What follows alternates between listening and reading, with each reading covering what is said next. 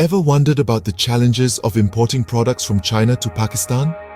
It's a maze of selecting the right products, navigating through shipping options, and understanding market saturation. But don't worry, we have a step-by-step guide that will help simplify the process for you.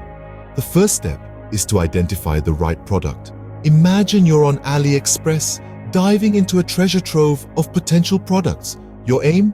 To find a product that hasn't been saturated in the Pakistani market, a product that is uniquely yours to control.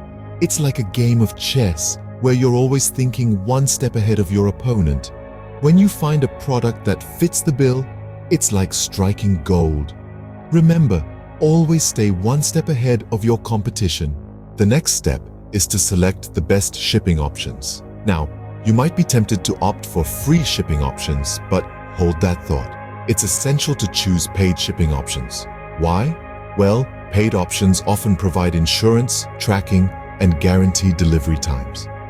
This ensures your product reaches Pakistan safely and on time. Plus, it saves you from potential headaches down the line.